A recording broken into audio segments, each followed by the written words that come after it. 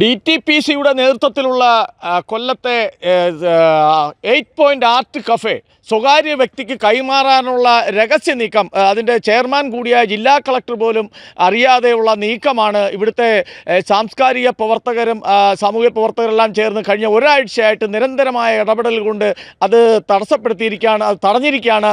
ഇന്ന് കളക്ടറെ പോയി കണ്ട് അതിനൊരു ഉറപ്പ് അവർ മേടിച്ചിരിക്കുകയാണ്. കൊല്ലത്ത് ഇന്നിപ്പോൾ ഒരു കൃത്യമായി പ്രവർത്തനം നടന്നുകൊണ്ടിരിക്കുന്ന ഒരു സാംസ്കാരിക കേന്ദ്രമാണ്. അപ്പോൾ ഇത് നിരന്തരമായിട്ട് ആർട്ട് എക്സിബിഷനുകൾ, അതുപോലെ തിയേറ്റർ പെർഫോമൻസുകൾ, ഉദാഹരണം പറഞ്ഞാൽ മദ്രാസിൽ അപ്പർച്ച് തിയേറ്റർ, അങ്ങനെയുള്ള ഒരുപാട് വിദേശത്ത് നിന്നുള്ള സംഘങ്ങളും ഒക്കെ ഇവിടെ വരികയും പെർഫോമൻസ് നടത്തുകയും ചെയ്തിട്ടുണ്ട്. അതുപോലെ അനേകം ശില്പശാലകൾ, അത് കുട്ടികൾക്കും മുതിർന്നവർക്കുമുള്ള ശില്പശാലകൾ, ഉദാഹരണമായിട്ട് ഈ പാഴ്വസ്തുക്കളിൽ നിന്ന് കരകൗശല സാധനങ്ങൾ ഉണ്ടാക്കുന്ന ശില്പശാല, തിയേറ്റർ അഭിനയ ശില്പശാല, മാസ്ക് മേക്കിംഗ് ശില്പശാല, ഇങ്ങനെ വ്യത്യസ്ത മേഖലകളിലുള്ള ധാരാളം ശില്പശാലകൾ. അതുപോലെ തന്നെ ഇവിടെ അട എന്ന് പറഞ്ഞൊരു പെർഫോമൻസ് ഉണ്ടായിരുന്നു. അത് കാസർഗോഡ് ഭാഗത്തുള്ള ഒരു പ്രത്യേക അട നിർമ്മിക്കുന്നതിന് അതിവിടെ ഒരു നാഷണൽ സ്കൂൾ ഓഫ് ഡ്രാമയുടെ ഒരു പ്രൊഡക്റ്റായിട്ടുള്ള ഫിറോസിൻ്റെ നേതൃത്വത്തിൽ ഇവിടെ വരികയും അതിനെ ഒരു പെർഫോമൻസായിട്ട് ഇവിടെ അവതരിപ്പിക്കുകയും ചെയ്യുന്നു. അതുപോലെ അങ്ങനെ അനവധി പെർഫോമൻസുകൾ. ഇപ്പോൾ മറ്റൊന്ന് ആശിഷ് വിദ്യാർത്ഥി, അദ്ദേഹത്തിൻ്റെ ഒരു ഓൾ ഇന്ത്യ പര്യടനത്തിൻ്റെ ഭാഗമായിട്ട് കൊല്ലത്ത് വന്നത് 8 പോയിന്റ് ആർട്ട് കഫേയിലാണ്. അങ്ങനെ നിരന്തരമായിട്ട് സാംസ്കാരിക പരിപാടികൾ നടന്നുകൊണ്ടിരിക്കുന്ന ഒരു സ്ഥലമാണ്. ഗാന്ധി ഫെസ്റ്റ് എന്ന് പറഞ്ഞിട്ടുള്ള ഒരു ഗാന്ധിജിയെ പറ്റിയിട്ടുള്ള ഡോക്യുമെൻ്ററികളുടെ ഒരു ഫെസ്റ്റിവൽ. അങ്ങനെ വിവിധ മേഖലകളിൽ ധാരാളം പദ്ധതികൾ നിരന്തരമായി നടത്തിക്കൊണ്ടിരിക്കുന്ന ഒരു സാംസ്കാരിക ഇടമാണ് 8 പോയിന്റ് ആർട്ട് കഫേ. 8 പോയിന്റ് എന്ന് പറയുമ്പോൾ അഷ്ടമുടിയുടെ ഒരു തീരത്താണല്ലോ ഇത്. അതാണ് ആ പേര് അങ്ങനെ വരാൻ കാരണത്തിന്. അതെ.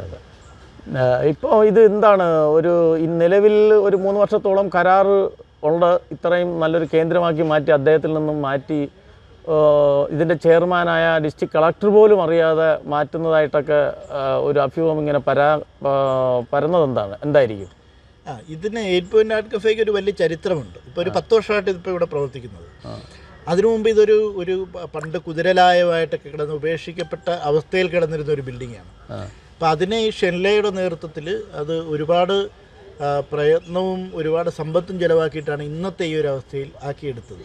അപ്പം അന്ന് മുതൽ തന്നെ ഇതൊരു കൊമേഴ്ഷ്യൽ സ്പേസ് അല്ല, മറിച്ചൊരു സാംസ്കാരിക ഇടമാണ്. എന്തായാലും അഷ്ടമുടിയുടെ തീരത്ത് നമ്മുടെ കൊല്ലംകാർക്ക് കിട്ടിയ ഒരു ദൈവാനുഗ്രഹം ഒരുപാടുണ്ടെങ്കിലും അതിലൊരു അനുഗ്രഹമാണ് അഷ്ടമുടി. അതെ. അപ്പോൾ അതിൻ്റെ അടുത്ത് ഇങ്ങനൊരു 8 പോയിന്റ് കഫേ എന്ന് പറഞ്ഞിട്ട് നടത്തുന്നത് തീർച്ചയായിട്ടും തുടർന്നും ഇത് ഇങ്ങനെ ആക്കിയെടുത്ത വ്യക്തിക്ക് തന്നെ നടത്തിക്കൊണ്ട് പോകാമെന്നാണ് വിശ്വാസം. തീർച്ചയായിട്ടും ഇതൊരു കൊമേഴ്ഷ്യൽ സ്പേസ് ആയിട്ട് ഒരിക്കലും മാറാൻ പാടില്ല.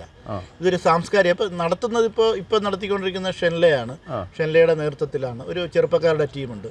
ഇപ്പം നാളെ ഷെൻല അല്ല മറ്റൊരാളാണെങ്കിൽ പോലും ഇതിനെ ഇപ്പോൾ തുടർന്നു പോകുന്ന ആ അവസ്ഥയിൽ ഒരു സാംസ്കാരിക കേന്ദ്രമായിട്ട് തന്നെ തുടരണം. പുതിയ ജെൻസി എന്നൊക്കെ പറഞ്ഞ് പുതിയ യുവാക്കൾ വന്നിട്ട് പുതിയ സിസ്റ്റങ്ങളാണ് ഇപ്പോൾ അവർക്ക് DJ അങ്ങനെയൊക്കെയുള്ള പുതിയ രീതികളാണ്. അല്ല, ഇവിടെ ഈ ബാൻഡ് പ്രോഗ്രാമിന് ഇവിടെ ഈ ക്യാമ്പസ് മൊത്തം നിറഞ്ഞ് പിള്ളേർ നിൽക്കുകയായിരുന്നു.